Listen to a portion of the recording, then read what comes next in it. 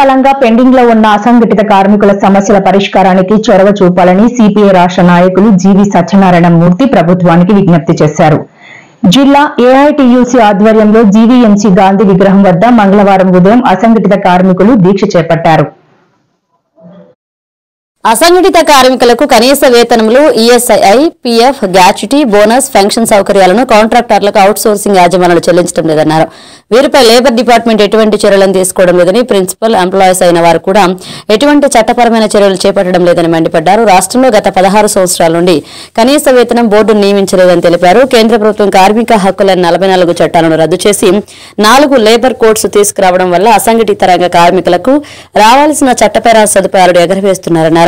కావున తక్షణమే 4 కోడ్స్ రద్దు చేయాలని, అదేవిధంగా కనీస వేతనం 35,000 రూపాయలు చెల్లించాలని చట్టపరమైన సంక్షేమ బోర్డులు ఏర్పాటు చేసి తద్వారా వారి వృద్ధాప్యంలో ఆదుకోవాల్సిన బాధ్యత ఉందన్నారు.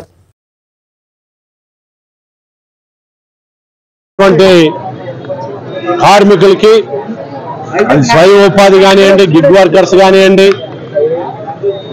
మిగతా కాంట్రాక్ట్ కార్మికులు కానివ్వండి, భవన నిర్మాణ కార్మికులు కానివ్వండి, వీళ్ళందరికీ కూడా కనీస వేతనం 35,000 రూపాయలుగా నిర్ణయం చేయాలని, అదేవిధంగా వాళ్ళకి సామాజిక భద్రత కల్పించాలని చెప్పని గత 6 రోజుల నుంచి ప్రతిరోజు రోజుకో రంగం నుంచి కార్మికులు, ఆటో కార్మికుల దగ్గర నుంచి అందరూ కూడా ఇక్కడ ధర్నాలు చేశారు. ఏ రంగానికి ఆ రంగం. ఈ రోజుని మొత్తం అందరూ కలిపి మహాధర్నా చేస్తా ఉన్నారు.